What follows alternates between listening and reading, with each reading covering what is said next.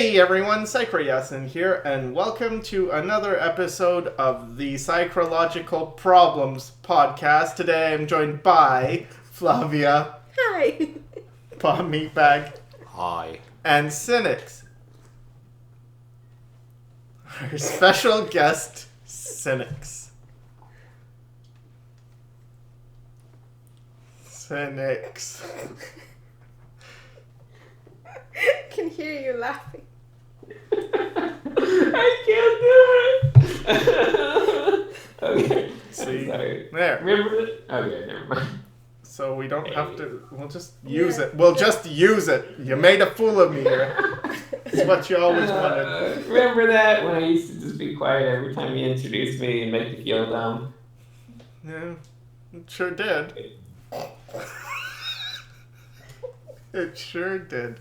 All right. So, today, I'm already crying. since we have the guest on, I figured we could talk about stuff relating to the said guest and branch out into other questions and answers.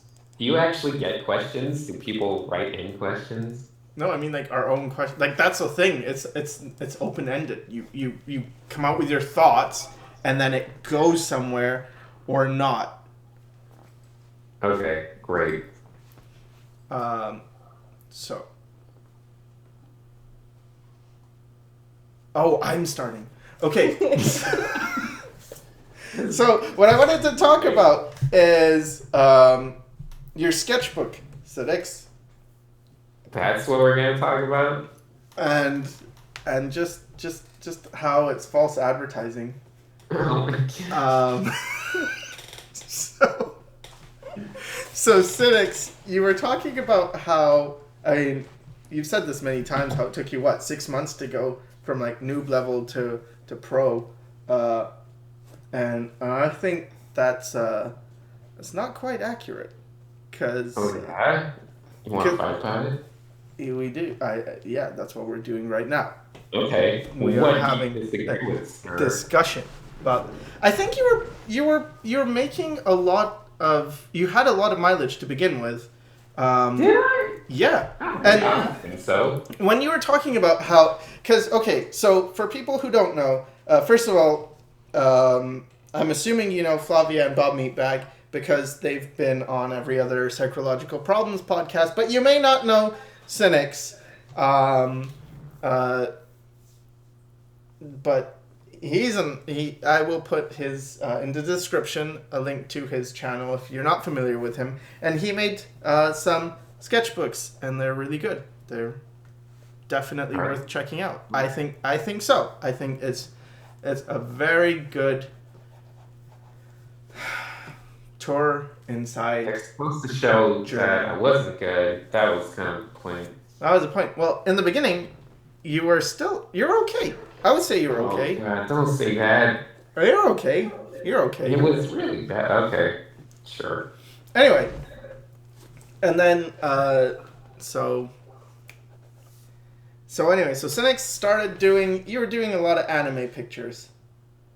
It's pretty much exclusively just copying anime drawings that I saw on either the internet or wherever. That's this is my point. So my point is when you say you were a noob, I don't really think so, because what you had done is you were already copying anime pictures, which can be like, okay, that sounds bad, like, oh, I was just copying anime pictures, but what you were really doing is you were looking at proportions and trying to replicate those proportions. So if you said, I was practicing my fundamentals and getting better at proportions, it sounds a lot better. It does. If I just say I was practicing my observational drawing skills. Exactly. But theoretically, it's not like I said I went from, never having touched a pencil to being professional in 6 months. I just said I was still at a complete beginner stage. But you weren't at a complete beginner stage. Yeah. I would consider that a complete beginner stage. And therein lies your bias. Yeah. Oh no. Yeah. Yeah. Your How- actual bias. Enough of Your me. actual bias. Actual bias. Actual bias. Actual bias. I would say you would be hard pressed to find people that would look at that first sketchbook and say, "This is not a beginner. This is like a mid-tier artist." Oh, I wouldn't say that, but I think Okay, what gets so we are agreeing that it is like the work of quite a beginner. no. No. Oh, I would no, say I it's- almost tricked you into. Okay, fine. I mean, it's a work of a beginner, but it's not the same as someone who hasn't drawn at all, or not that much. Because I've That's true. seen a lot of them now, people who really don't have that experience, and it's different. There's a huge difference between I draw in class occasionally, and I really never drew. So That's true. Although I didn't draw in class. This is, for the record, this whole period of doing anime observation stuff really was just like a year, like the year before I got serious. It's not like it was like a 10-year thing or something. yeah, and I think your progress was really impressive, and that's something definitely to be commended. And I do feel like it's a lot easier to progress faster when you're older. So like anytime I hear people be like, "I'm too old," like I'm 30, I'll be like, "Oh, that's great," because you can like pretty much zoom through all the easy stuff that takes the younger people like 2 years or whatever. Because you're smarter and you know how to teach yourself stuff, and you generally have more experience with everything. Wait, which one are you talking? Are you talking about somebody like an adult who's never drawn before? Yeah, I think it's a lot. You can basically learn a lot faster if you're older. Basically, is my point there. Depends, because it's not just like theory and stuff like that. It's muscle memory as well. So I've been doodling. I think you're For a how little many- more, for how many at least compared to being a little kid, you have a much more better muscle control as an adult. No, I would say a kid that has practice, because it's like those kids that grew up doing martial arts, and then the difference between a kid who grew up doing martial arts and then continued to do martial arts, and an adult who's never done any physical activity or martial arts doing martial arts. The muscle memory just isn't there, and it takes a lot longer to ingrain, and it's more difficult. But at the end of the day, but it's all still things mileage. equal at the starting point. Hmm? I feel like, well, I guess it's debatable whether if you start martial arts at as a 10-year-old or started as a 20-year-old. well, I know your body is a lot more flexible when you're young, because I found that. Okay. So I used to do like these front kicks a lot when I was a kid, and then much later, I think I was like 17 or 16 or 15, I took up martial arts, and then I could do those kicks much better and very high, and the rest I couldn't do well because I never practiced them. So, That's good. like, I don't know. I don't even know why this is that. Okay. Anyway, back to your point. Well, We got- lately I've just been thinking a lot about the things we talk about. I mean, you talk about it, Sinix, in your videos, and I talk about it, and a lot of artists talk about it. Kind of these themes of working hard, and, talent's not really important, and you just have to put in the work. And what I'm seeing is It's true. I don't believe in talent. it's kind of different from what I'm starting to believe. I guess my views have sort of shifted on that, and now What? I am in. Are you saying you believe in talent now? It's not so much talent as I believe in people having an aptitude towards certain things and having an affinity towards certain skills. Some people are more like, it started with the whole intuitive versus analytical thing, but I started noticing it in other things. Some people have really good ideas. Ideas are just easy for them, and other people don't. Some You people don't think that's something that can be developed? no, Like no, a I do skill? think it can be developed, but I think the the thing is that even though you can develop it, you work really hard and you'll get like kind of okay in it.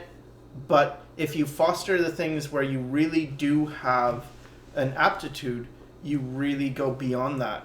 I feel anyway, from what I'm seeing. So You Some basically extent. start I with a just higher don't believe baseline. that's like a yeah, born, or like I don't believe that's like an in place. Like I feel like that's still a learned thing. It's just kind of learned at a very young age, kind of thing. I think we brought this up before, where it's not just a higher baseline; it's also like a multiplier, where it's like a person who has more, I don't know, mileage or talent, or something in, let's say, swimming. This person can learn things quicker. They can do things faster. They get the concepts much better than average people. So let's say this person who's really talented at swimming is being taught by a swimming teacher, and then there's a normal person next to them. Well, something like learning to do a basic, I don't know, swimming technique might take a normal person like a week or so. But then the guy that's really talented, who's just somehow built for this, or maybe they've had more practice, they learn it much quicker, like maybe half the time or something like that. It's like I've seen that happen, where it's just like people. Possibly. I mean, there's certain things that are more physical than others, but I don't know. In terms of all these creative things, like I said, I'm a firm believer that there's not really innate talent, but people are given innate confidence at very young ages, in I that they wouldn't. think they're I would better at something, disagree and with that's that. what we mistake for talent. It's I, just a confidence. I would disagree with that. The reason is because, for myself anyway, it's been that way where I never learned music, but I always picked music up pretty easily. And then it wasn't until I was in my, I guess before like 17 or 18 when I ended up going out with this musician person, and I found the concepts were really easy for me to pick up, but I didn't know they were easy for me until I started going further and then realizing like, oh, I can, like, this is actually easy. It's easy for me to get the rhythms, find what key the things are in, like just basic things that the other people had been studying, and for me it was just easier. But for visual things, I always had a lot more difficulty. So I didn't feel like, well, I don't know, that was something that I learned or had more mileage in, because I really didn't at all. Well, it would be hard to diagnose like exactly, but I still think it's a matter of just maybe for whatever reason that you were raised at, and whatever little tiny circumstances happened along the way, you were ingrained with a more confidence toward maybe musical stuff. Whereas as soon as like someone taught you one thing, you felt very confident in your ability. Cynics, consider this: if it's just confidence, then somebody who's, I don't know, like somebody who's mentally disabled should technically be able to do anything as long as he has confidence, right? But that's not true. I mean, there is a biological aspect of it. We have biological There limits. can be, yes, but some degree. Just the fact that it I mean, exists already kind of I feel like disproves the all idea. things being equal, if you put kids together, like it's like we nurture kind of it's confidence in like a lot of children that we associate as like an art prodigy or something when it comes to young children. At least that's the way I see it most of the time. But if you think about it realistically, there's no such thing as only nature or only nurture. You can't really separate them with kids, and there's no point in doing it, because whoever grows up with both. They have a biological configuration, and they go through life being nurtured or not nurtured. Yeah, it's pretty. I don't know. It would be really. Well, I guess it would be impossible to really fully be able to diagnose everything about. But the point is, even if it's the case that yes, even if your thing was right and you just have experiences, usually the ones before you're 5 to 7 are gonna last you, Yeah. for a long time. So then the thing is, are the people we're teaching, are they below that age? Because if not, they're already going to have certain areas they're strong in, other areas they're weaker in, and that will change how they learn or what they can do in the future. Because if we were teaching kids and they were all 2 years old, sure, I guess there's a lot more room for, well, this person can become a lot of things. But even that, even with really young babies, you can see they have a tendency towards certain things.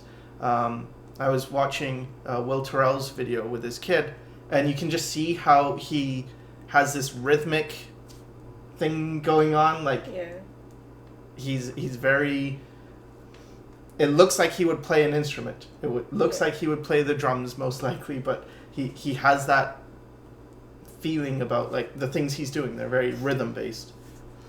And I would say that's an affinity towards rhythm. Okay.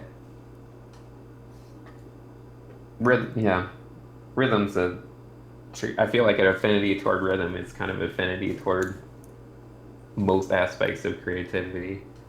There's a lot of cross relationships between being able to understand rhythm and most things about either art or anything. But yeah, I don't know. It's more just a thing that I see a lot of people, like, especially at a young age. I feel like he's obviously been encouraged. Like, if he was, maybe, like, anytime he did something musical, like, there was someone there saying, like, don't do that, or, stop that, you're making noise, or blah, blah, blah. Like, they would develop this kind of lack of confidence when it came to musical stuff, which would be very self-defeating. Or, like, there's a lot of kids that you're raised, every drawing you do, there's a parent there that says, wow, like, that's amazing. Look at you. You drew a cat. And you're like, it's a dog. But, they'll just having that confidence. I feel like those kids, once you start putting them in, like, a classroom where it's partly they're excelling at this crazy rate because they just think that they're better at it. They think they're good at it. And I don't know, it carries on through the later life, because a lot of times when it comes to being older and trying to improve, people will be like, oh, well, I'm never going to be able to do that, or they get stuck in the same spots where it's really confidence is the only thing that's holding them back. So I don't know. I like to focus on confidence as being the main factor. I think having confidence gives things. You more chances to do stuff. It's like, okay, you have confidence, you're more likely to do things, you're more likely to get mileage. I think that has a role to play in it, where it's just like, okay, if you're really confident, you get more mileage, But I don't think it's not the only factor. Like, there's just the human body, the way evolution works, the way the brain works is too complex to be just confident. Not the only factor. I can't say it's the only factor. I just think it's an important factor that. I think just like mileage is such an important fundamental that it's like the more you get, the better you get, basically. Like, in that way, confidence plays a role.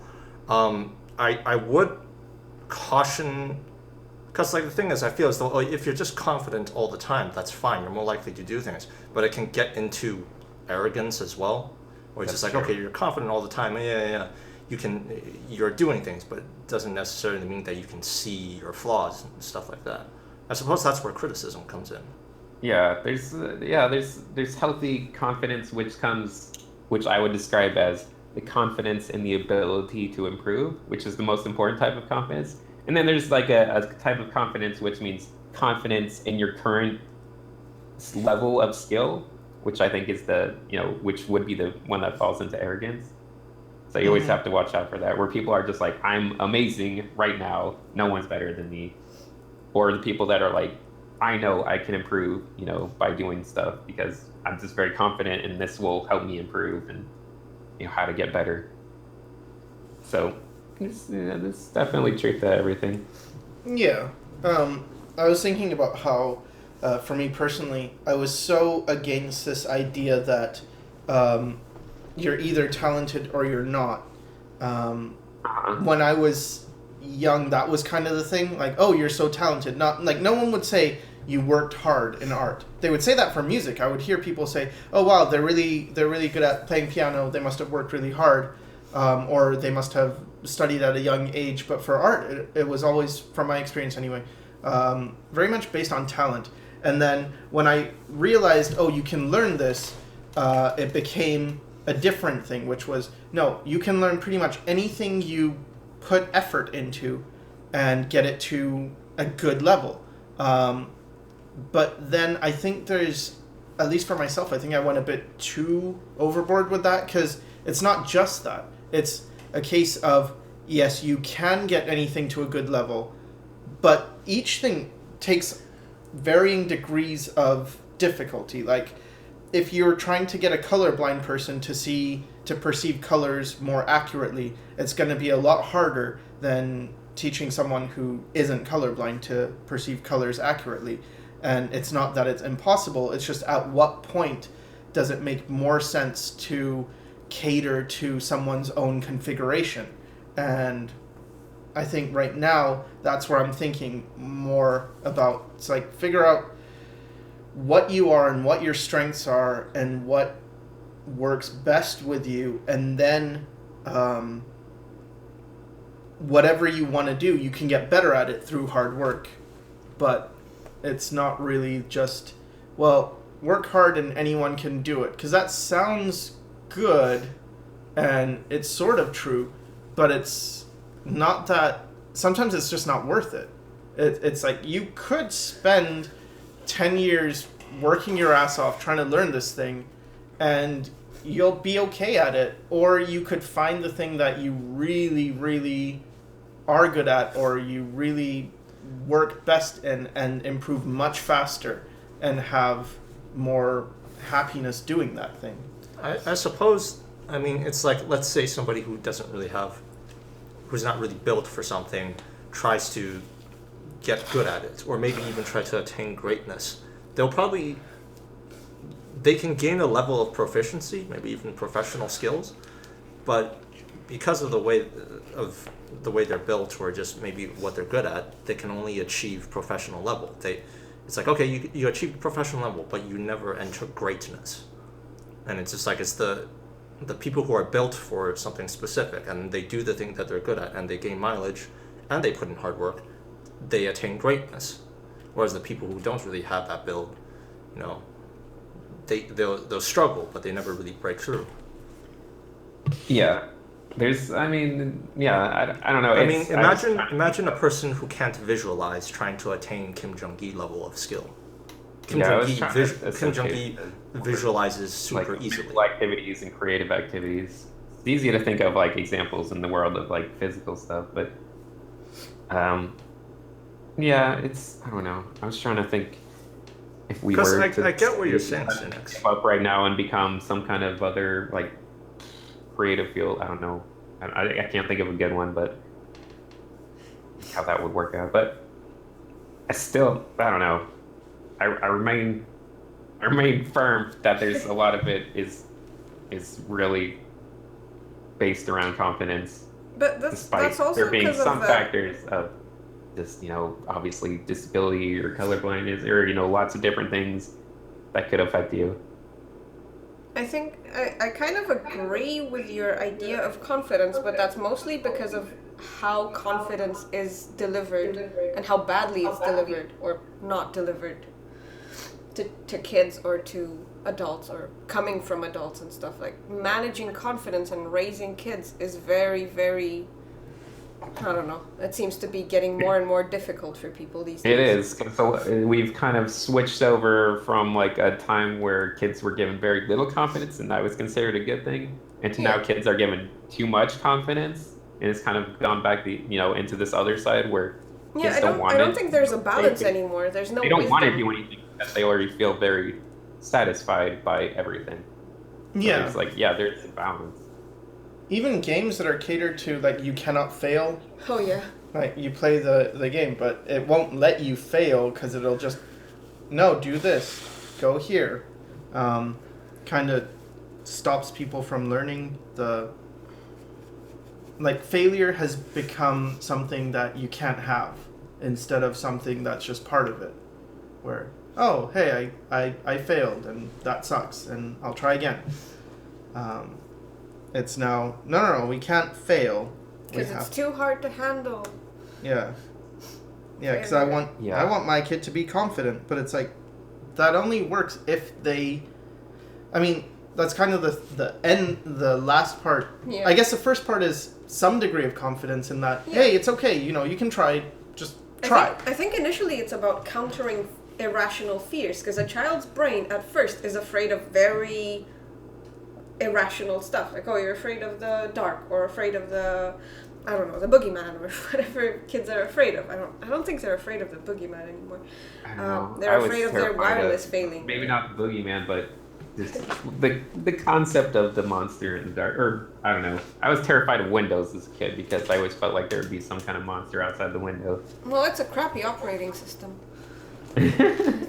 Oh, you've been hanging out with Sycra too much. I was gonna make the same joke, but then you said there is something out the windows or something. I lost it. And zip that up. Yep. Anyway. Yeah, I think initially the adults should be there for the kids to get them out of their, I don't know, crippling fears. And because if they're just left unchecked, yeah, the kid's gonna have a lot of trouble growing, and the kid's gonna have a lot of trouble developing, I don't know, tendrils to, I don't know, I guess adapt to the outside world and like get information and assimilate stuff. But afterwards, you still need to, you as the developing child need to make things to be confident about. If it's just, I don't know, spinning your wheels. Yeah, I'm confident. Are you doing it? No, I'm just confident. I'm just... I think, like, the idea of the parents helping the child overcome irrational fears, I think in some cases, it's that I feel children are more fearless, and that it's the parents who, the reaction, like, it's like those kids, they fall down, and then they look around, like, they get hurt, maybe they're bleeding, and then they're looking around to see what are people reacting, and then when the parent's scared, the kid starts crying. But no, I got hurt. Yeah. That's what comes after. Because the irrational fears that I'm talking about, that I feel like the parents should help the kids get over, are things like separation anxiety, like right after birth, or like fear of strangers, or because that's normal. Yeah, I don't know. I feel like child development is such a vast, interesting topic. Could be gone about forever. Probably one of the most interesting topics because it just deals with basic human psychology on every level. Yeah, but like children, right? I think what kids need is I'm always a believer that like fear is such an important part of being a kid. Like you should be afraid just in general. Like that's an important part of growing up is like overcoming fear like on your own, but like just being terrified of things. Like when we were kids, or generally our TV shows and movies were like just terrifying or like horrible stuff they would show us. But these days it's gotten a lot more less scary, I feel like, as a whole. And I always wonder how that affects the basic psychology of a lot of children these days. Because we grew up with like, all those horrible movies, like, Return to Oz and just horrible stuff. And even Labyrinth was terrifying to me when I was a kid. But just like all this kind of slightly dark, slightly horrible thing, just imagery surrounding us and like all the media. I just was scared of dark, or just scared of a lot of things. And I feel like that was important though. Like parents were always scaring us. I don't know why. It's kind of doing like that was just what parents do. They scare kids. And that's how you end up with anxiety. Kind of, but I feel like it's there's something healthy about it. Just being fearful. I don't know. Well, yeah. I think if you don't teach the role of fear to a child, I think they grow up to be very brittle. I think they won't know how to handle it as adults. I think if you don't teach them, I don't know, basic stuff like death and, I don't know, illness or just life stuff, they will not be able to cope with them later on. Like, everything you do or don't do or teach or don't teach to a kid will haunt them. Yeah, I don't remember if I ever told you the story about like the holiday party that I went to when I was like 3 years old, or that my parents took us to. But it was like just a bunch of adults, drinking. It was like right next to Christmas. So we were like in the Midwest or something, like visiting relatives. But it was in the basement of like some house or some place, and all the unbeknownst to me at the time, but all the adults were just completely plastered and drunk. At the time. At the time, I didn't really understand drunk people or whatever.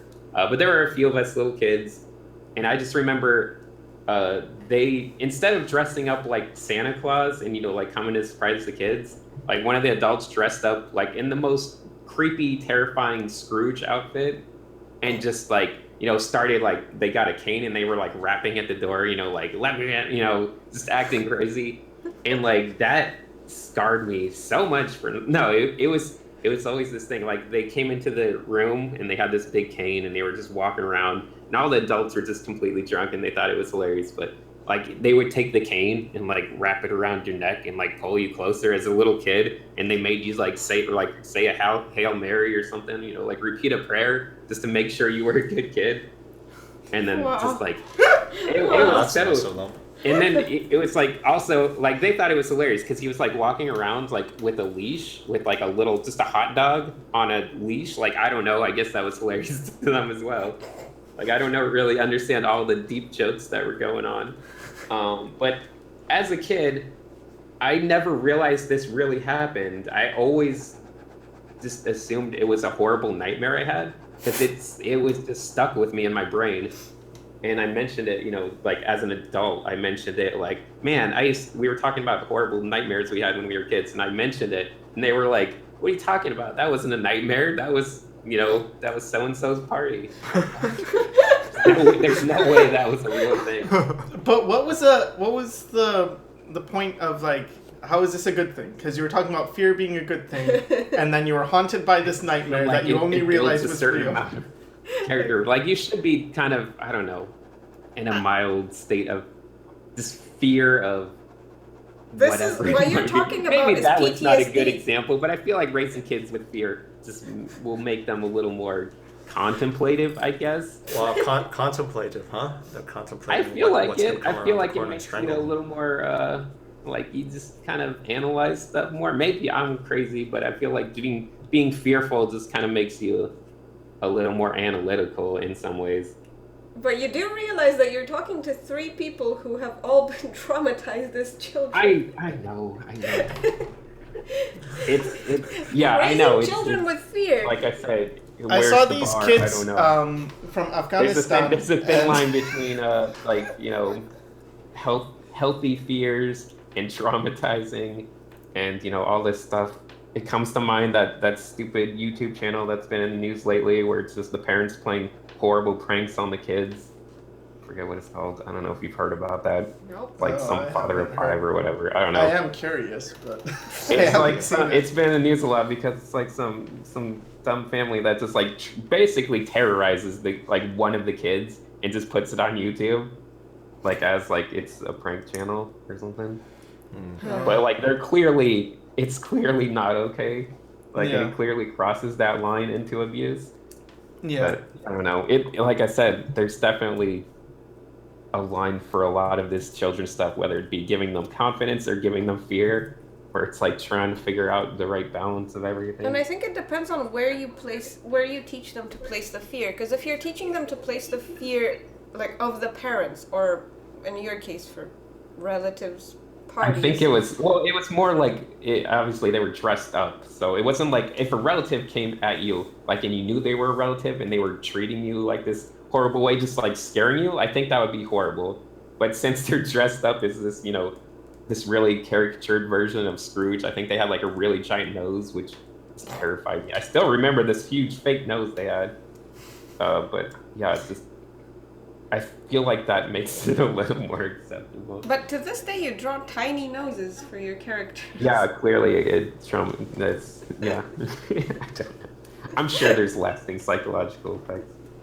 But no, I don't know. I was raised also, I feel like I was kind of made to believe that I was like every little doodle I did as like a little kid on a scribble on a piece of paper, like was great. People always told me when I was a little kid that, oh, it's such a good artist you are. Even though I never like really cared about art through my later years of being a kid, high school and everything, teenager.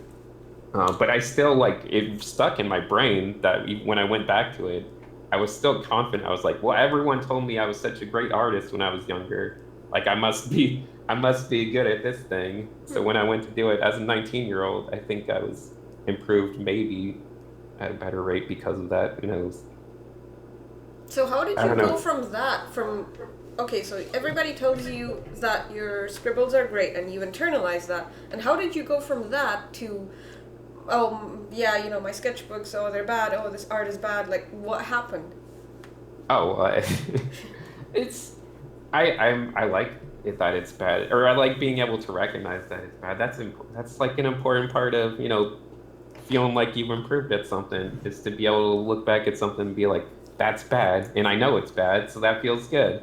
Like that's just I don't a know. healthy amount. There's something weird about berating the past instead of it kind of sounds like, oh, you don't want to praise your current artwork directly, so you're making it into a. That's true, because if you praise the current one directly, then you're not leaving the room to keep like it.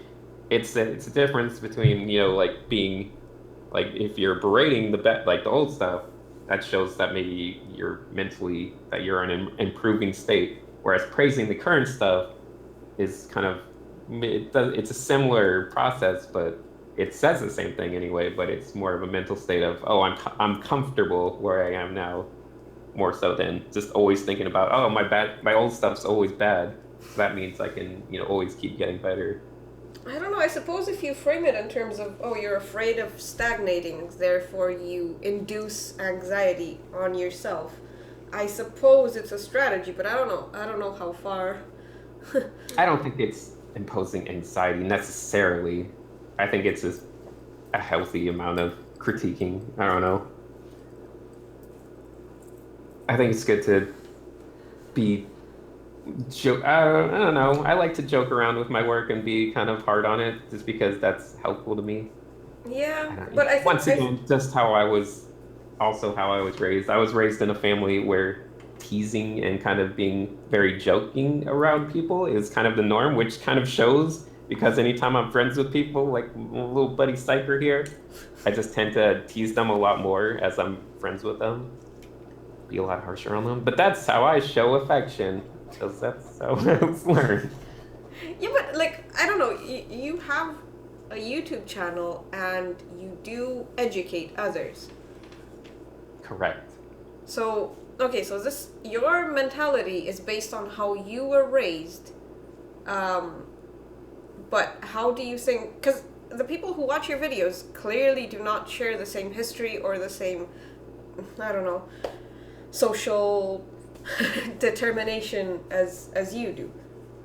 So where they're coming from, maybe they have different ideas about what bad art is, or what fear is, or what like. Because I feel like in a lot of your videos you make very general statements about, oh yeah, this art is bad. Yeah, I don't really like it. And I don't know. Maybe you have.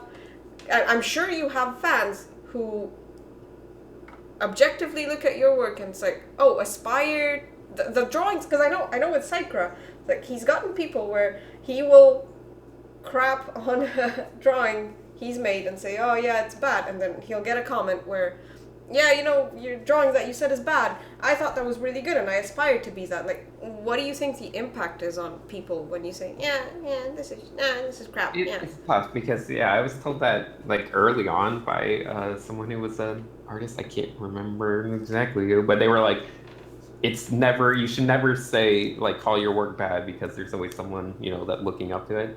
Like, that is something, but I mean, to some degree, it's also, I feel like, I don't want to, like, say, like, I just gotta, be whatever, honest and whatever about what I'm feeling. So I'm like, I don't want to pretend that I feel differently about it than I do. It's gotta be honest for the most part. I feel like that's more valuable in the end, not necessarily valuable as a like tool for helping everyone get better, but Yeah. I think it's just I being agree kind with of that. very, not like holding anything back, is just more important as a just like No, general. I agree with this part of it, but the thing is, you only now say the whole picture. Guess so. Yeah, because when you talk about things, you do, I don't know, offhanded remarks. Yeah, this is, and they sound very general, and because you have your confidence thing, they sound very, I don't know, you speak with authority, and you. Yeah, I don't think so. It's a hard thing to balance. Because you don't really say, yeah, you know, I I can see feel the bad the negative effects that can have. Yeah. Definitely. I feel like, I don't know, maybe sometimes it can be misleading to people starting out.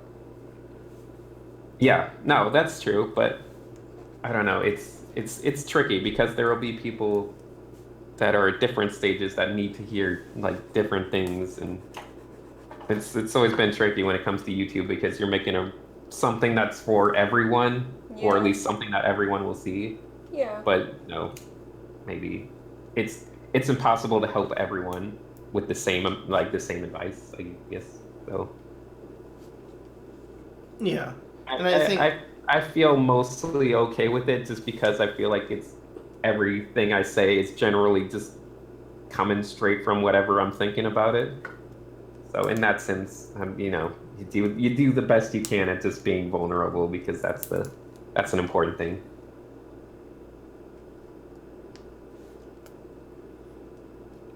I do think from your videos, what I get a lot is mostly it's the phrases like what you say, like be confident. It's just Because yeah, that takes it's almost like you have to meditate on it or like really think about what that means to you. It's a phrase that you say very like easily, but for me anyway, it was something that it's like, what does that mean? What does that mean to just be confident? And then when I find out, it's like, oh, okay, that's like I feel that's where you're coming from. Like try to not fear failure and rather kind of if you make a confident line, it'll look better than if you make a hesitant line. Yeah, even if the exactly. confident line is incorrect. The greatest lesson that Jackson Pollock taught us, that old alcoholic. This confidence is actually appealing, even if it has nothing. Yeah, finding that out was like, oh, okay, so that's what it is. Okay, so, and then I rephrase it in my head. So, if you act with confidence, you're likely going to make something with a simpler, more direct line, which will inherently look more appealing than something that is hesitant and wobbly sometimes. I mean, unless you're going for that. And so it's like, okay, that's one. The full form. One, well, in one aspect. Yeah. But something I started to also realize is how important just self-knowledge is. And for me, it was learning to appreciate the things that I already liked instead of fighting it. So like drawing faces, I kept thinking, well, I mean, if left to my own devices, I think I would have just drawn faces all the time and gotten pretty good with it. But what stopped me was when I started hearing people talk about always being out of your comfort zone. Like, you got to get out of your comfort zone.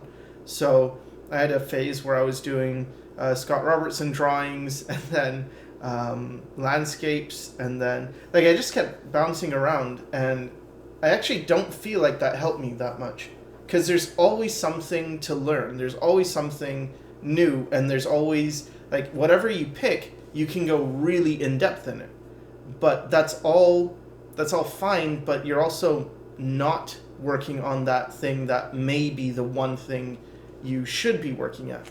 So I view the comfort zone thing kind of like you need to, like everything I'm finding is it's all balance. You have to be somewhat in your comfort zone and somewhat out of it.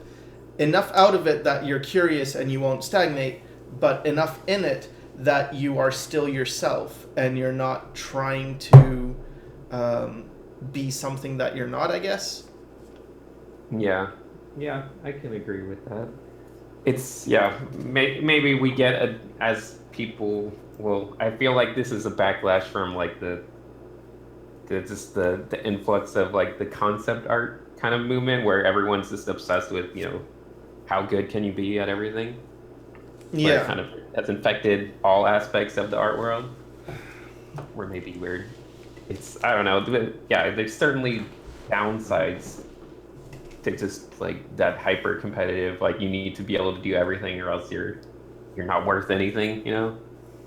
Yeah, and also like the glorification of a certain amount of traits, like rendering, values, proportions, this and that.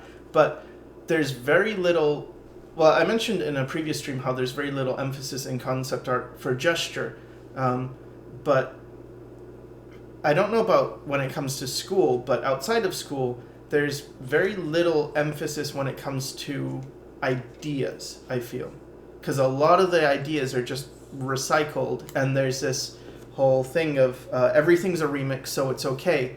But what I've seen are the people who really espouse that belief that everything is a remix don't really have good ideas.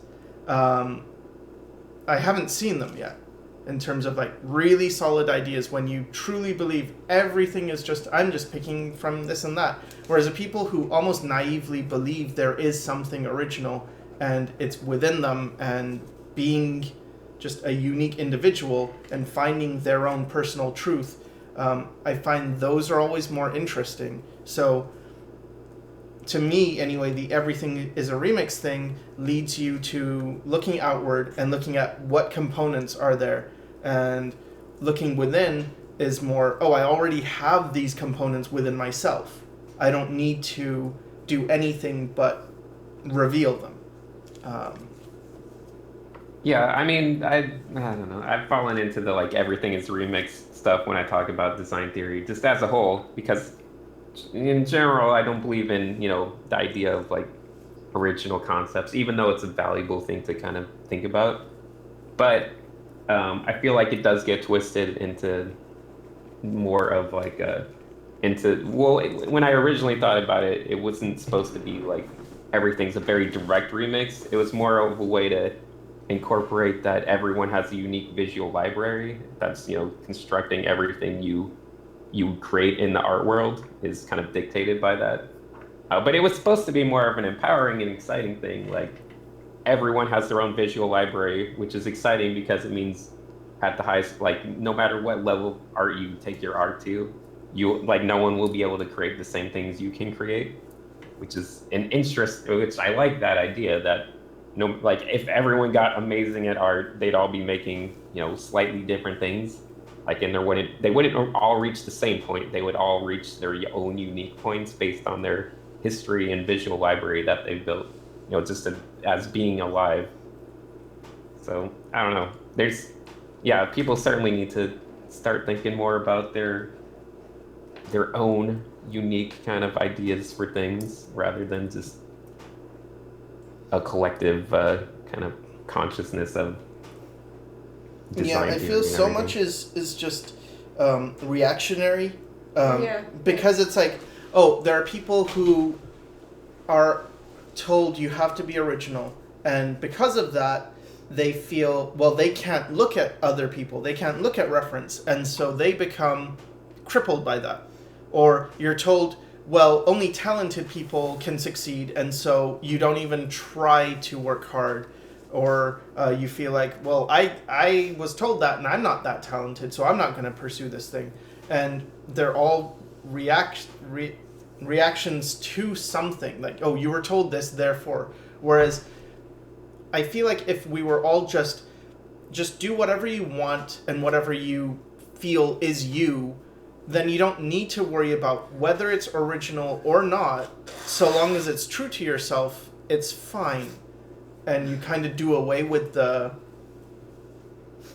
long as you're genuine and authentic, then you don't need to worry about whether it's original or not, because it's going to be original just because you're unique and you're authentically presenting yourself. And it's going to be, I suppose, a remix because you also are in a world that other people have been in. It's so hard to strike a balance between these things because, okay, so you guys are talking about very potent, I guess, statements. Oh, you just need to do this. Oh, you need to worry about this. Oh, yeah, this is meant to be empowering and whatever. And they're very bold things, but, okay, so they're bold because you need them to have traction. But on the other hand, because they're bold, they need to be shorter, and therefore they can be misinterpreted more easily. Yeah. Which is what happens. Like, okay, so you need to have enough simplicity in what you're saying and what you're teaching and your credo and everything. But on the other hand, you need to have enough nuance, because otherwise they're not. People are not going to get it, and they're just going to go about, you just said I needed to worry about being unique, right? So I'm sitting on my head and drawing with a horse tail or whatever. I don't know, just absurd stuff. I think in general that's the biggest problem we have, like mostly in society today, is that everyone wants to be all in or all out of every viewpoint. Yep. No matter what it is, just social, just political, artistic, anything. It's a world of very strong opinions and no middle ground for the most part. But in the end, I think most things kind of need to be thought of in a more open source way, where But that's a symptom. That's a symptom of something. Every creative idea should be more like considered an open source thing. Yeah, I feel like this desire to jump on bandwagons is just a reflection of what people tend to be missing. Oh, you need to stand by a strong opinion. Oh, you need to find an idol. You need to you're lacking a backbone. You're lacking a direction of your own. Therefore, you're looking to others to, I don't know, reflect greatness or reflect meaning upon you. And there's not enough real connection. There's just this, look to others and mimic them. Yeah, people need to definitely, everything should be in some sense unique to you. It's like, we got this kind of whole tribalism thing that's been kind of taking over, I feel like, society. Maybe it always has been since the start, but where it's like people will sacrifice maybe parts of themselves to fit into like a greater like viewpoint where everyone really needs to focus in on whatever's working for them. But it's tough. Like, I feel like everyone who watches any videos, our videos, your videos, my videos, it's like generally everyone's kind of feels like they're in some kind of middle ground for the most part, and they're trying to find how to like get to that next step of you know whatever it might be, greatness, wherever their goals might be. And it's hard because everyone's kind of struggling in the same bog and trying to figure out what's the right step to get out of it. And I don't know. I think about that a lot. This whole middle phase of art. Yeah. Whatever you want to call it. There's so much, like, for me, I guess I'm the poster child for everything that you shouldn't do. Because it's kind of true, Sinix, and you know it. But you've been made into, certain people think of you like that. Yeah, certain people, some of whom may or may not be present. But it's okay. I don't think there's some idea for what not to do. I would say you've achieved. I mean, you are achieving, and you are like you're the one with the YouTube channel that everyone's watching. It's not like you're, No, I think that's Jazza. The poster child of what not to do is the guy, who's just playing Overwatch all day and not doing any art whatsoever. I don't know. I think I do have like a lot of just dumb ideas, but I have to go through them. You run with your dumb ideas, which is super valuable. Well, yeah, I just have to go through them to see it. And I see that a lot of people through, or whatever you want to say. You're someone who follows through with okay. things, I don't. No matter how horrible they may be. I'm okay with it. I've come to terms with it. I don't need you. It's honestly a great I get it. You're nice.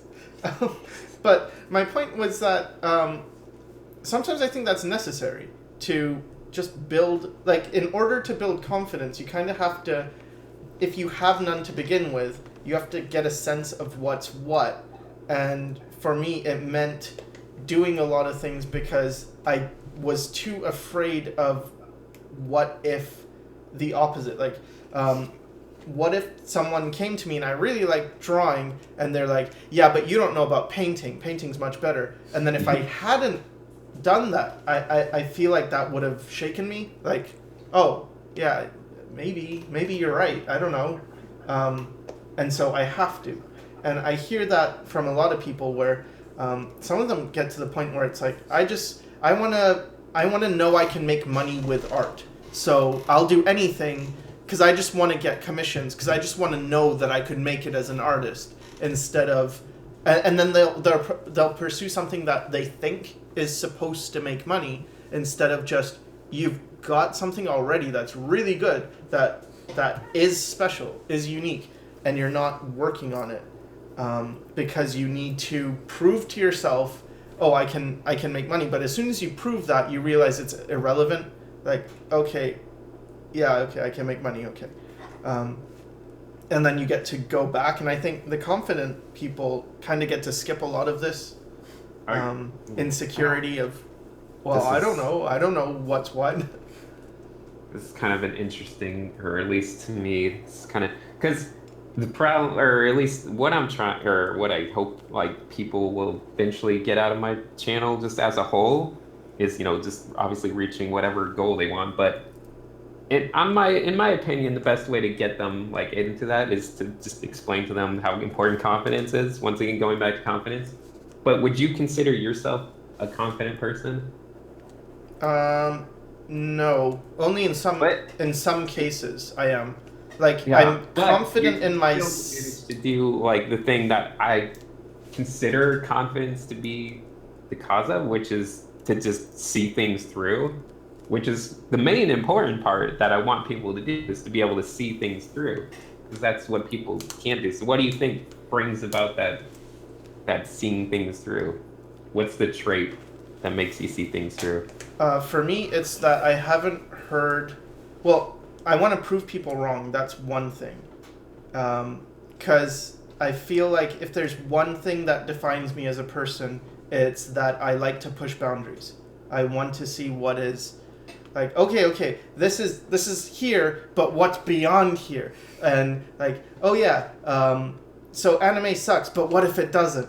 Like, it's just, how far can you push it? And I heard people saying, like, I think Bobby Chu mentioned one time, he's never seen someone create a style and it be any good. And he's just saying it, and like, probably from his experience, that's true. But for me, I took it like a challenge. Like, yeah, is that really true? And it's, from what I've discovered, kind of it is true, but kind of not. Like, there is a but in there. I have to find all the small buts, and I learned a lot by trying to prove him wrong in a way. I feel like that's what I have in terms of confidence is, yeah, okay, I'm going to try anyway. I have a belief that maybe everything's connected, and I just have to see how it's connected. And if I do, I'll learn more truths. But in terms of where I'm not confident, it's not really my own lack of confidence, but it's that if I hear anyone say anything, I give them the benefit of the doubt, and I start to doubt myself. Like, I have a lot of self-doubt. So if someone said, pointy chins is a horrible idea, I might think, shit, that's a good point. Like, I'll start to think of all the reasons why they could be right, and then I'll start to lose confidence. Yeah, but you only do this when people say bad things. When people say, oh, pointy chins is great. No, that's not true, because when Sinix says confidence is really important, I do think about it. No, but I mean, you have a bias towards what people say about you. Because no one says nice things about my work. That's not true. Well, not no one. See? But a lot of people I admire don't. Oh, no. It's fine. I am strong. I'm a strong woman. No, Yeah, but yeah, I bet there is a bias towards negativity because I have that anyway. Yeah, especially when it comes to your own work. Yeah. But I had a point, but I don't remember it anymore. I don't know. It's. Oh, you were asking that about what confidence? Yeah, I was just asking what makes you be the person that actually sees things through. Because I don't know. I mean, you can mention like all those. I guess I can mention things like 4chan or whatever, where they like to make fun of you or do things like that. Yes. All I think about is like it's like he actually does stuff, which is literally the most valuable thing you can have in the art world is the ability to like go through things and see them through. But that's like not what you told me at all. You just said, do you know what they're saying about you on 4chan? And then you laughed. Because he never says the whole thing. I'm saying. But now you're saying something very encouraging. It's like, I wish you had said that before. Like, they're missing the bigger picture of what you're doing that's valuable. Yeah, but you never told me that. Yeah. What a friend, Sinix. Yeah, but like that's the thing. Like, I wish I can give people the ability to just see things, see things through and like be consistent and like make things happen. Now he's dishing out all the nice things. Like when you put out videos for like however many years, like once a week, I don't think people understand that's like I couldn't do that. That's like the biggest achievement. Like that takes so much. I would feel terrible if you had a daughter because I feel like she would be 16 and she would be putting on makeup and then she'd come downstairs and she'd be like, how do I look? And you'd say, you look ugly. And then she would leave crying and then you'd be like, but what did you mean? Well, I think she looks ugly with makeup. I don't think she needs that makeup. She's beautiful without it. It's like, oh. I don't know. Okay, so I don't know. I guess just to fit into your little podcast, I feel like one of my biggest psychological problems is dealing with the whole concept of how I treat people that I enjoy being around or that I like. How I have this very antagonistic kind of side of me, where that's like how I show like, no, you're a respected person in my brain. That means I can joke around with you and make fun of you, because I always hate it when that's like people that don't quite understand that will view it as like, oh, I'm just being like, I really don't like you and I want you to fail or something, or see it in a negative way. And that's always been a struggle in mine that like it bugs me and I can't really contain it or control it. But it's also especially annoying if I'm just like a dick to someone that I consider a friend or something, and then other people see that, so they're just a dick to that person, even though they don't do it for the same reason, which has happened a lot. Sorry, Sycra. Yeah. I feel like me being like, pointy chins, and then everyone in the comments will just be like, yeah, pointy chins. I had people contact me and tell me like, Sinix said. Yeah, you don't understand. You don't understand why I'm teasing him. It's really that's how I was raised. Yeah, it's a lot of backstory which doesn't really come across in your behavior. Like you don't walk around with a I don't know, poster board talking about the context of what you're doing. It's tough. It's tricky. Yeah. I guess it's confusing to people because obviously we've done plenty of podcasts and things, and I always imagine it's just like people will just like see like what do they think? Do they think I just like come into the podcast as it starts and just be like, well, look at this loser, like, Sycra's dumb, and then like leave right when it finishes or something? But that's how I'm used to talking to people. Like we're joking around all the time in between that stuff and before and after. And I don't know. Isn't that the first thing we did on the interview? We decided, or you said it would be funny if we acted like we hated each other. That was like the first day I met you. Well, see, I instantly gained your respect the first day I met you because you started making offensive jokes about something. I don't remember what, but I was like, oh, this guy, he's all right. He's That's a fun always guy. been my icebreaker, or when I was young anyway. I would just, as a kid, if I wanted to be friends with any kid, I would go close to them and whisper in their ear, like, penis, or something, and then as they laughed, It was like, oh, we're friends now, and that's. It's not as appropriate if you did it to a child now.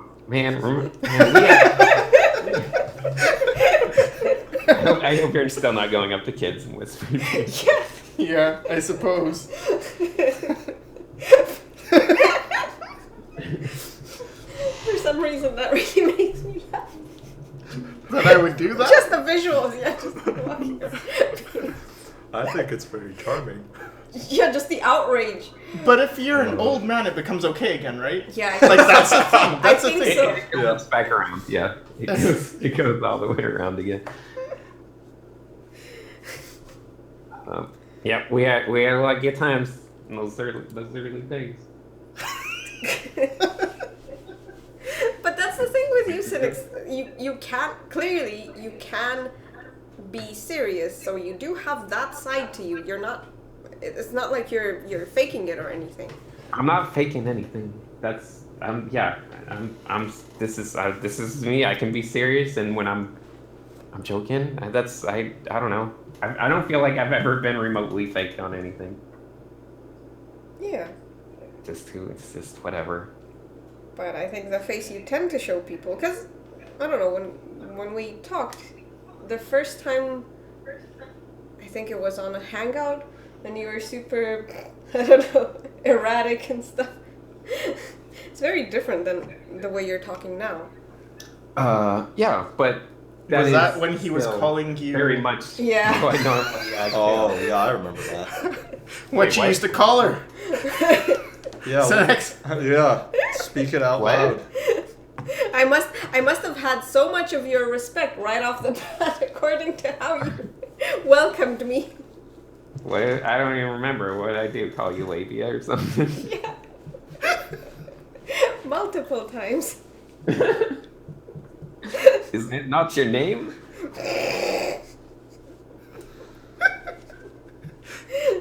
And my name is Scrotum. Yeah, I don't know. My personality has gotten me into trouble. Yeah, many times. I'm really wondering how you proposed. It's not something I'm like, oh, this is. Oh, no, I can be serious. You should feel bad for my wife. But I feel like the reason I proposed to her is because she kind of has a similar trait where she just jokes around with everyone, and she's had a lot of her friends that can't stand it either. So I'm like, hey, we can just be giant assholes to each other all day long, and we both understand that we both care about each other. Oh, That's good. yeah. Yeah. Yeah, it makes me so sad when I'm like myself to people, and they're just like, I hate you. You're such a jerk to me. Blah blah blah. I'm like, oh, I was just being nice the only way I know how.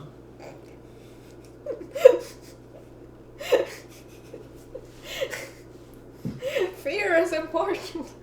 I was trying to make a good impression when I called her labia. I was like, look, Sycra, I like her. She's nice. Labia. I like lady. She's nice or she's floppy. Oh, no. Did I call her floppy labia too?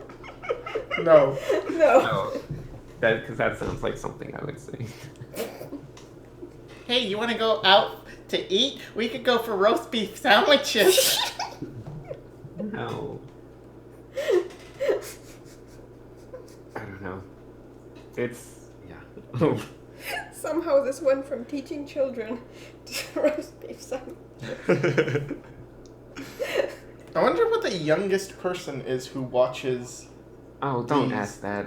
Psychological Problems podcast. Yeah. What Hi, they I'm think. 8, and what is this? That's gonna be all the comments. Yeah. Anyway. Assuming people, because all the comments would have to have watched this much of the 1 podcast. hour and 10 minutes ish, almost. Yeah. Yeah. They're not gonna get that far. Yeah. Some will. It's not that long. Hey, Bob, what about you? Do you think you're a confident person when it comes to art? Yeah, let's talk about this. Yeah. This goes deep. This should finish. This should wrap it up. Oh boy. What? Really?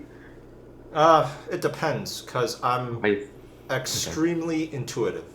like when I'm on, I have been told that I am very dominating in that aspect of my abilities. But the problem with me and intuition is that it's fickle. It's like when I'm on, I can do things way beyond my normal capabilities. But when I'm off, everything just kind of goes to shit. I can't tell what's good, what's not. I draw things that are just terrible and not up to standard at all. I think, So for me, it's just like I'm just not consistent, you know. So that really gets to me because it's like, okay, people see the best of me at times, and I assume that they see the better side of me on the streams or even when I did the prompts and stuff like that. But what they don't see is the failures, and I have a lot of those, especially when for me when I'm drawing my own stuff, especially the first iteration, like just the sketch phase or something.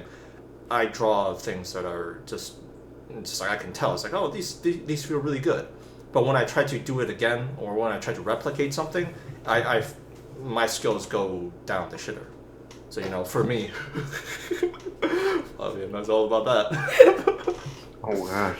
But yeah, Sorry, I just got it. Oh, jeez. But yeah, I don't know. I would say, in some ways, I am very confident because for me, it's like my own art is, like in a way, I've discovered a part of myself in my art. So I'll always have that as a source of. They still have a long way to go. Okay, but those times where you're drawing good, you feel like can you just like call that confident? Okay. Like, confident day. But those times confident where you're drawing, I'd say it's a confident moment. Can you just like call that confident, like a confident day? Say that again. Would you quantify that the thing that separates good and bad as the level of confidence at any given time? No. Would you call the thing that makes one day good or one day bad just your level of confidence? Which falls into my subconscious. No, you wouldn't call it that? If it's something that I've encountered in my subconscious before and that I've drawn a few times, I can do pretty well. But that's not confidence. I'd even go so far as to say that it's a crutch. Because if I just rely on it, because what it's done to me, and this says a lot about my personality, is that I have a very black and white view of the world. And it's like, okay, either I'm good or I'm terrible. Either I'm worth something or I'm not. You know, and that's not confidence. That's a psychological problem. Okay. So it depends on the person, I suppose. I wasn't trying to be like confirmation bias. That's my answer. I'm genuinely asking. I wasn't trying to be like confirmation biasing. Like, that's my answer. I'm trying to figure out the solution, or you know, like the best way to figure out, like, because that stage of, you know, some days being bad, some days being good. Like, what is the how's the best way to they don't really have identical make problems. every day kind of better. It's true. I just like to hear as many different things as I can. Yeah, I think that's very valuable. Like, to just. It's true. I just like to look up how other people are dealing with kind of similar, kind of related. But I think everything should be taken with a grain of salt. Yeah, and I mean, even trying to teach you has been. Because the thing is, when I started trying to teach Flavia art personally, one-on-one, I was teaching her based on what works for me, and it was not working at all, really. It was kind of working in that, I mean, you did the value study thing, you got. Yeah. But anyway, the point is, it really, like, that was the first time I was really confronted with, oh, this doesn't, like, everything that works for me doesn't work for you. And the things that work for you don't really work for me. And, wow. Even basic sentence forming, like how you talk about things when you're trying to communicate with me, I have to retranslate that to my own retard language. Just to make sense of it. And sometimes he'll say something and then months after I'll be like, I get it. After just doing things pretty much backwards and stuff. I get it now. That's what you meant. Yeah. I think that's one of the most fun parts about doing YouTube stuff. Is like just seeing what resonates with having such a big I think that's one of the most fun parts about doing YouTube stuff. It's like just seeing what Yeah. resonates with having such a big cross sample I of started people out with and seeing really if wanting like the to way make you talk sure about certain things my resonates and my what message doesn't. gets across to as many Kind of people as easy. possible. And now I'm starting to think maybe that's the wrong approach. Maybe it's not trying to connect with as many people as possible, but rather just saying your point as well as you can, as it pertains to people like you, and trusting that people who don't benefit from it will leave, and the people who do will stay on, and they'll sort of self-regulate. Yeah. Because I don't know. I feel like the problem with YouTube is everyone's invited in a way. That sounds bad, but I feel like if it was a school in the past, you would probably want to know who the teachers are and who you like. Like, oh, I like this teacher because they teach the way that works for me. But it's scary when people are starting out and they're a blank slate and you realize they might watch my videos, and if they're not built for this or if they're not getting this the right way, they could waste a lot of time on them. I guess. I don't know. I'm afraid of that a lot. Just Really? misleading people. I Yeah. don't care. I know you don't care. I know. F those people. Really? Okay. I think I don't care. I've never even thought about F 'em. my That's what I certain think. people's time. F those people. that's all I think about. What do I care? I've That's I've all I never think even about. thought about like, am I wasting wasting certain people's time people's is less of a Oh, yeah, concern okay. than I don't know. What do I care? Impressionable How much minds. time I waste on certain Because people. that's kind of the thing with therapy as well. Like if you're not a good therapist, you can do more harm than if you didn't do anything. Mhm. And I feel like when you're a teacher, it's kind of a similar role. Oh, people are looking to you as a guide Mm-hmm. for whatever issues they're trying to solve. Sure, they're trying to solve it on their own, and I personally would expect them to have a mind of their own, to have discernment and I don't know, some level of processing reality.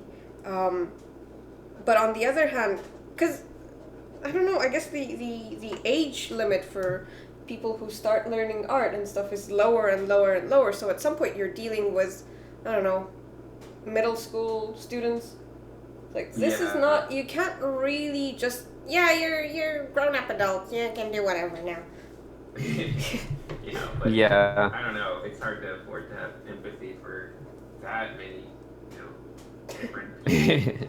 Yeah, Yeah, but and I don't your- know. It's Your hard to message afford is to have probably empathy better for than mine, because mine is that pretty many, crippling when you know, I think of, different people. oh, what if they're not getting it this way? Yeah.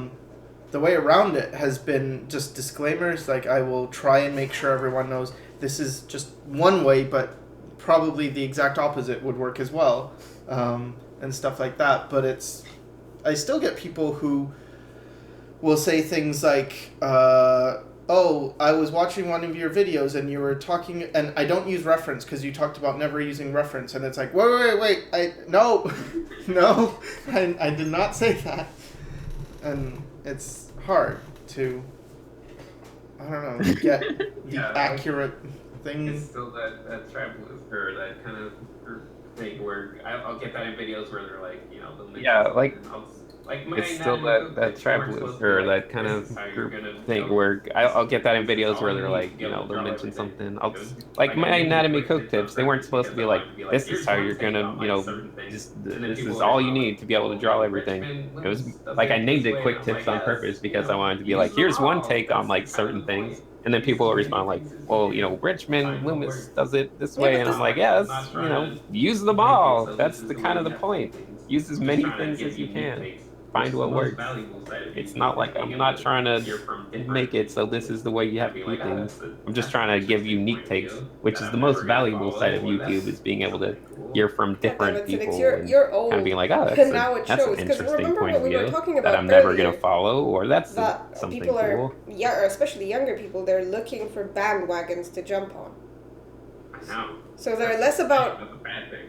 Yeah, they're less about compiling and finding the balance and finding the synthesis That's of what I'm saying. more That's a than bad one source thing. of knowledge and everything. They're just, I'm Team Sinix, I'm Team Loomis, I'm Team whatever.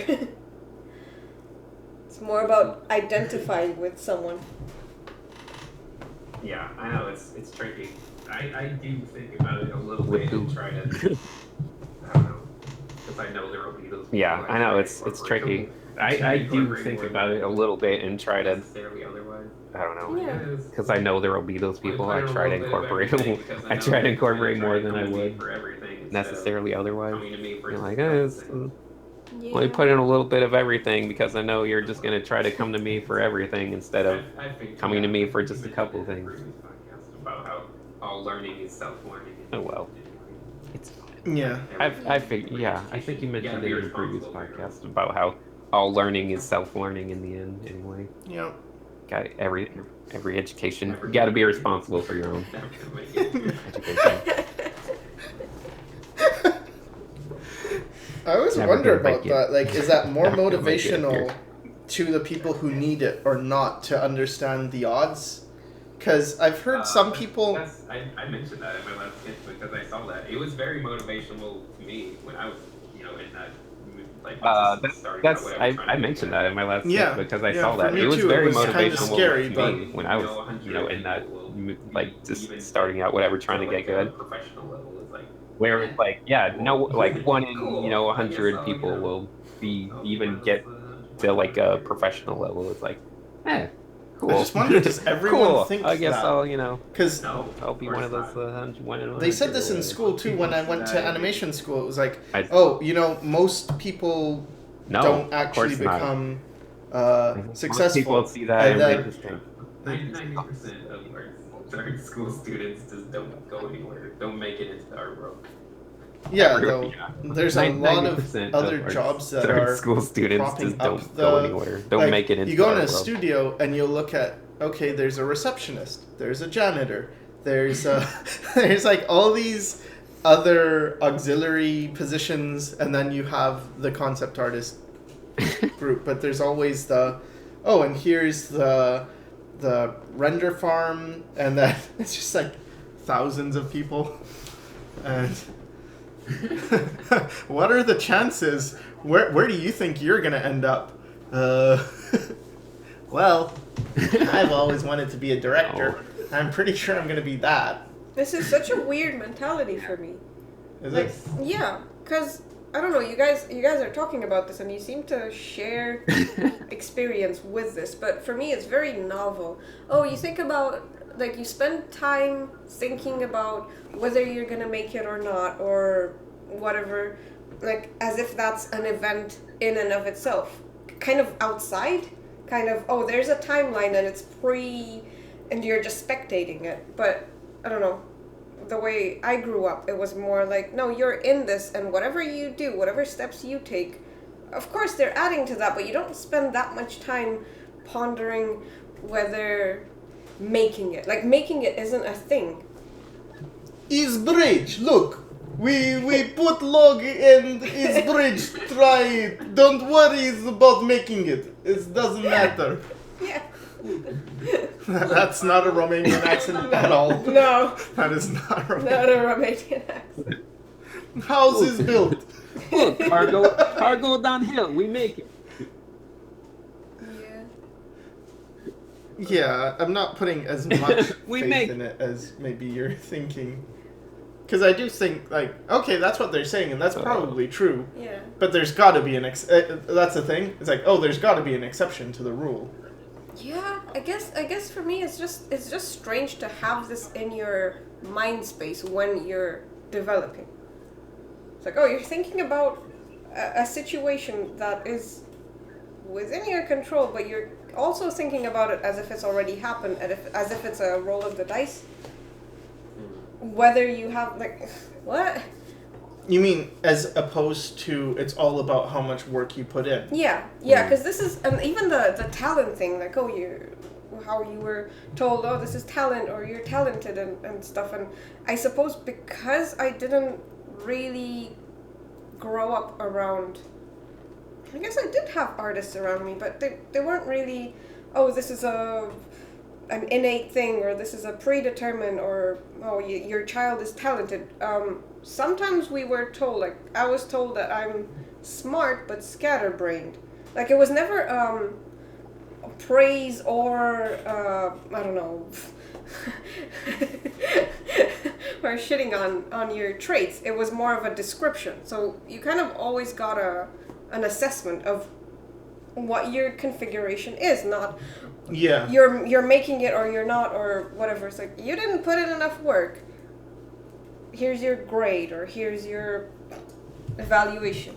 I think that would work so much better if there was always that balance, because it would make you feel like a type instead of a label. Because if you're someone who's a loner and then it's like, oh, you're a loner, that's very negative. But if you say this person's really independent and is very self-sufficient but doesn't really work well in a group, it's like, oh, okay, that makes more sense. Okay, you're not just, here's the label, you're antisocial. And then the most you do with it, I suppose if you receive labels like this when you're young, the most you can do with it is wear it as a badge of pride, but still identify with it and not look further. Yeah, I'm a loner, I'm cool, it's like, no, this isn't cool or gross or bad or anything. It's just a thing. It just is. Yeah. Yeah. And it sort of makes it so you don't bother thinking about what you could really do with yourself as much as how do you either fit in or choose not to care. Yeah. It's a lot of, I don't know. That's a good point. I like that. Yeah. You guys did it. Because, even if someone says, oh, you're antisocial, they never say you're not extroverted, but you have a rich internal life. Yeah, it's nothing really usable. Yeah. And I think kids nowadays are not really given much usable information. They're given a lot of... I don't think it's just nowadays. That was my experience as well. Like, people threw terms around a lot. It was you're this or you're that, not necessarily... and I mean, for people of Indian backgrounds, destiny matters a lot more. No, this isn't. Either you've got it or you don't. Karma. You don't have it. Maybe better luck in next life. Yeah, that's the ultimate, like... Not that I was that, but... Yeah, but it's not even funny. It's a little bit funny. You know, you have child. He has how many years ahead? Maybe 80 years in his life. It's everything. So funny. tell him life is comedy. He's not going to make it. Then you have for at least, let's say you are going to only live 40 more years. You have 40 years of laughter seeing this guy, he won't make it. That's a Bob joke. You don't even need to pay for television. Yeah. Do they have television in there? I don't know, but this is... Come on, they must. They have Bollywood. But and what do they watch it on? Do they? This is terrible. We don't know anything about anything. Yeah, we Disclaimer. don't. We don't. Let's talk about what? Mildly offensive. What we do. Have you ever heard the case of someone that just worked as hard as a person could work at a goal and never reached it? Yes. Have you ever heard the case of someone that just worked? But that's what I'm afraid of. That was the whole point. That was the whole point. Maybe they weren't meant for that. Maybe it was just. I want to hear what? Where? Who? I wasn't asking sarcastically. I just wanted to hear the story of the guy. I know. I never hear that story. That's why I wanted to hear. I wasn't asking sarcastically. I went to school with such people. Of the guy who just grinded harder than anyone else. And just, they were still kids. I mean, no, I went to university. No, you can't say you went to school with them. That just makes them. They were still kids. No, I mean, Sinix, I'm talking about like a whole lifetime. In their 20s. A whole lifetime of like, I'm gonna draw in university, the coolest grinding, style. not doing it, not working. Literally, It wasn't working. That's not enough. I want to hear like the 60-year-old man. The what now? The 60-year-old man. That's not the guy not who enough. I want to hear like the goes 60-year-old 59 man. I've been thinking that. I think there are plenty of them, but they don't really end up at a point where they tell their stories. And then people who hear, maybe they do tell their story, but who's gonna pay that forward? Who's gonna keep? I guess. I don't know. I think that's a source of the whole talent. But no one listens. Where it's kind of it's let's say you really tried and then you failed and you're an adult.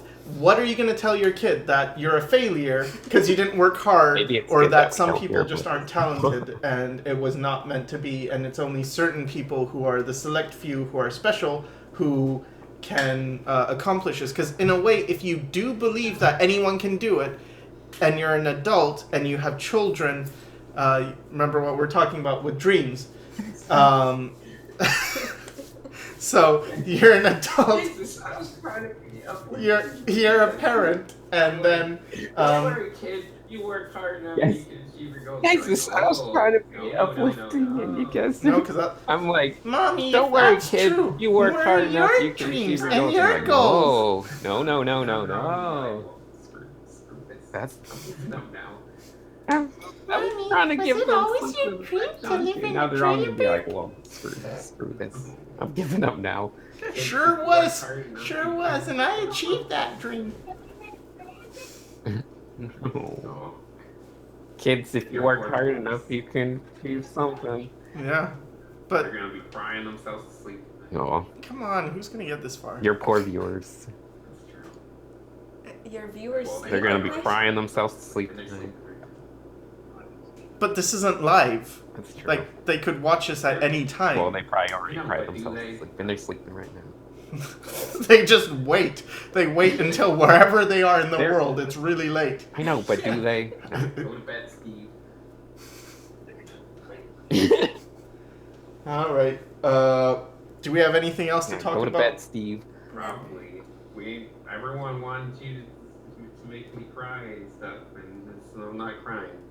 Oh, is that what they wanted? Probably. We ain't. Everyone wanted you to make me cry and stuff, and so I'm not crying. They wanted the deep down. They wanted. dirty- Yeah. They wanted the Wanted inside to the make actor's me cry. studio. Hear about my disturbing childhood. They wanted the deep down, I dark, wanna hear about dirty, that. psychological. They wanted to hear about my So, disturbing pretty childhood good. and how I don't have it. See, the What problem you is, did I told don't us it didn't sound know. My perfect. childhood was pretty good. It's nothing's perfect, but as far as Wah, wah. it's pretty fun. Yeah. It's nothing's perfect, but Mostly- as far as I things was go, a it's miserable pretty kid, fun. but That's mostly fine. I was a miserable yeah, you see, kid, the but problem wasn't that's- with my childhood. My childhood was that's great. mainly I sucked. just my personal traits. like that, it sounds weird. Yeah, that sounds like a perfectly healthy person. No, I feel like When you put it like that, it I sounds had weird. problems with society as a whole, just in terms of No, I feel like society. my general Problems. childhood was good. I had problems with society as a whole. My house was a Just good in spot. terms of- It's the- I- my view every time I looked society, around the world, problems. like, people are not smart. My they're house not was a getting it good done. spot. It's They're not the making a good my world. views every time I looked around at the world. I think was that like, was my main miserable people are not misconception. smart. They're not getting it done. The garbage. They're not making a good world. I think that was my main I think that's miserableness why I was as a always so child. up in art and everything. I had huge problems with Yeah. authority. The That biggest was the authority main- problem. I think Why? that's Why I do you was always think you so had cut such down. problems with authority? That guy dressed up as Scrooge. The biggest authority He problem. was your version all of started- authority. It all started Yeah. with that guy dressed Well, up as technically, Scrooge. it always does start with Santa Claus, right? Does it? That's everyone. That's where we're Yeah. trained as children. He's, Not to trust. well, technically, it always does start with Santa Claus, right? That's everyone. That's where we're trained as children, Christmas not is to where we trust learn. adults. North America. Yeah. This is so weird to me. It's very No, Christmas. alien. Christmas is where we learn. I guess it how starts much with stuff Santa Claus. Oh, well, when I was growing up, Santa Claus was banned.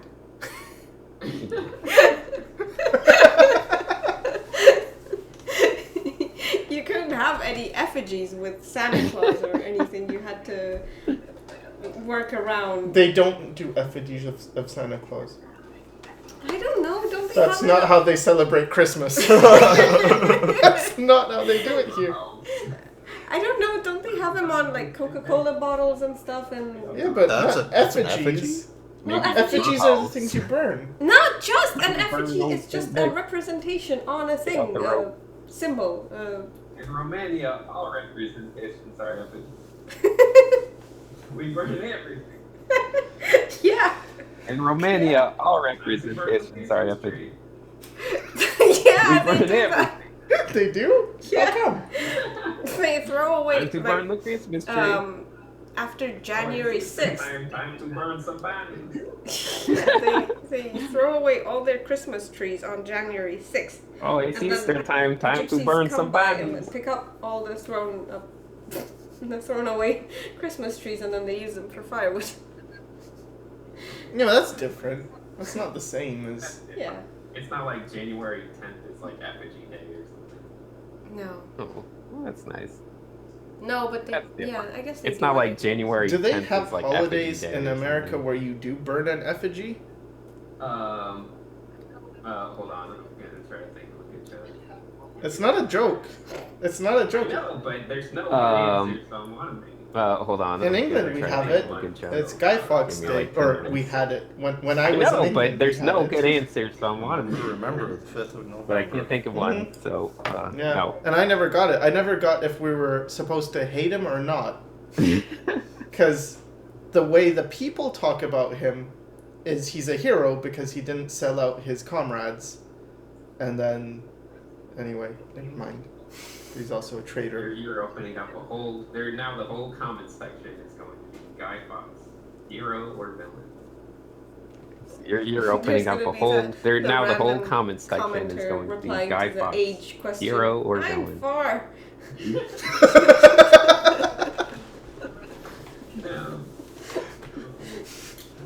So my childhood. See, the problem is everyone's childhood.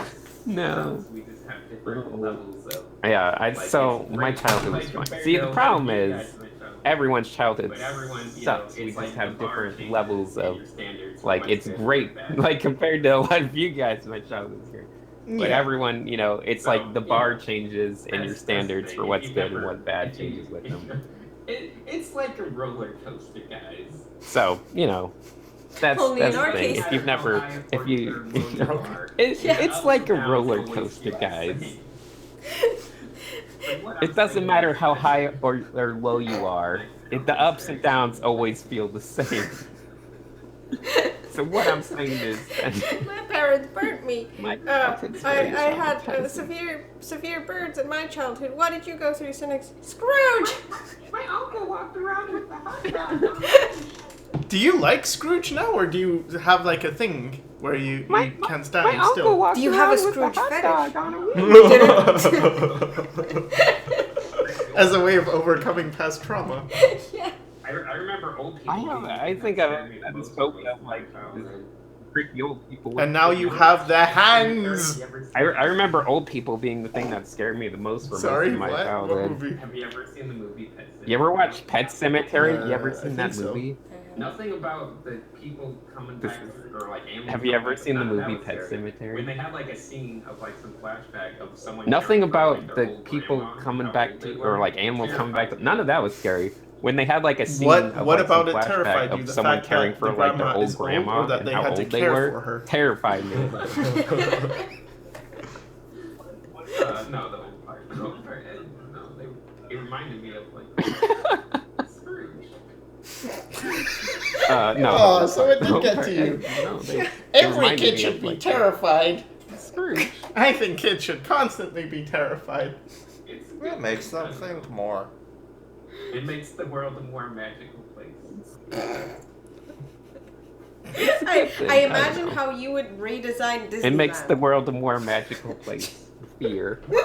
I feel like a lot of the most memorable things about Disneyland are the parts where it's like a little scary, like when you're a kid. Well, I feel like a lot of the most memorable things about Disneyland are the parts where it's like a little scary, like when you're a kid, Haunted Mansion and Pirates of the Caribbean when there's like a little drop. I've never been. Like Dead Men Tell No Tales. Like that's the most memorable part. You should. Roller coaster, ups and downs, we're all on the same level, right? Oh God, I'm sorry. I went to Disneyland a lot as a kid. Roller coaster, ups and downs. We're all on the same level, right, guys? Like riding above you. We're just on a little double No. roller coaster, and I'm sitting on the top, and you guys. This because my roller coaster is like riding above you. When I We're was just young, on a we little didn't go double-decker to roller the- coaster, and I'm sitting on the We top. never and went you to guys the inside. we're Like, just okay, on so we top had of this each other. theme park thing called Right, Playland, but it was riding. it cost money to go inside, so we didn't go inside. But we got to watch the other kids go inside because outside there was a free area, and sometimes they had like dog shows and stuff. So we could go to the dog show, but we couldn't go into the rides. So we would watch the other kids have fun. Oh God, no! One time we were getting free chicken nuggets in school, and there was a vein. Oh God, no! Oh, that's gross. That's One scary. One time we were getting free chicken nuggets in school, and there was a vein in one. There was a vein? Is that true? There was a You're vein in in your Romania chicken with nugget? veins. Veins are That's delicacy. pretty gross. Do you? Dude, my roller coaster is very sad. Yeah, it traumatized me for life. I don't know. That sounds pretty gross. See, I my would be roller terrified coaster about is that. very What sad. vein? I didn't eat Yeah. KFC for like a good 10 years after that. Why would you eat KFC anyway? I don't know. When you're a kid, I didn't eat trash KFC tastes for good. like a good 10 years. It used to taste better. It used to taste better when we were kids. I don't know, Sinix when is you're a old. kid, trash tastes good. There than I am. Why But would anyone eat keeps? People When eat are you gonna trash. make Those a things kids are show, fun. Sinix? Just teach them things. Okay. When you're a Kids child, are trash little tastes trash monsters. Kids just eat trash all day. And they love it. Eating trash. good. Kids are creatures. They love being scared. It's true. Kids love eating trash. That's my understanding. Kids are interesting creatures. They love being scared and they love eating trash. You don't have to throw away trash anymore. That's my understanding of things. I can't wait to have a kid. I'm gonna be eating all the trash. You don't have to throw away trash there's anymore. so much we can't talk about. Yeah. I'll just say this, Sinix. One of us actually did eat trash. Roller coaster, guys. Roller coaster? Remember the roller coaster. I'm up here on the top. Oh God, no! Roller coaster, guys. Roller coaster? You're Remember the roller coaster.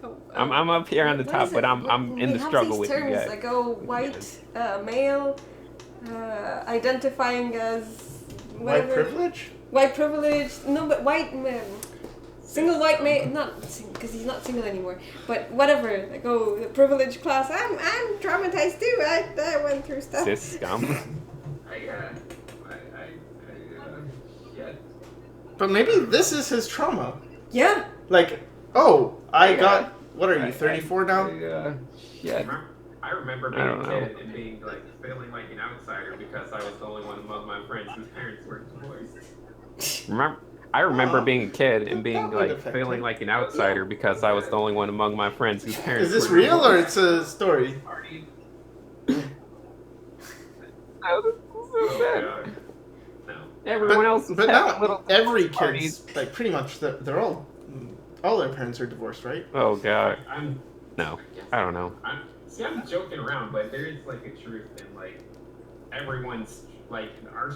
I'm. However I dumb guess your, I don't know. like, initial I'm joking around, but there is like a truth in like Yeah. everyone's. I agree with that. I Whatever, agree with however that too. dumb your I don't like think initial there's a standard is, monopoly everyone's on struggles sadness. feel the Yeah. same.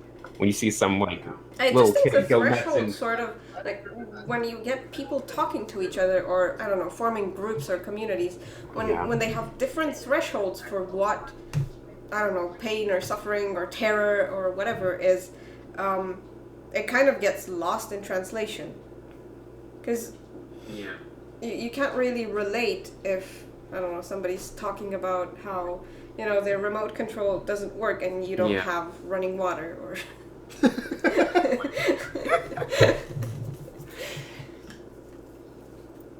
Yeah. I think you can think you had that, but I had like a 56K modem for like most of my childhood.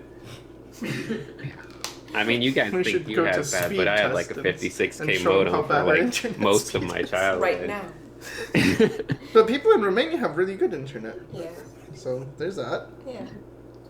I don't know. I think, again, it comes to what you talk about, because if you talk about the event, then, it seems like this one's worse. But if you just talk about the feelings associated with it, like, I experienced loss. Are, like, ridiculously stupid, but the feeling, like, the little kid, the spoiled kid. Yeah, see, that's the funny part. The events are, like, ridiculously stupid, but the feeling, like, the little kid, the spoiled kid who's been spoiled their whole life and didn't get an iPhone for Christmas, they feel just as horrible as the kid who got, like, I don't know. Is that true, Bob? Oh, God, no!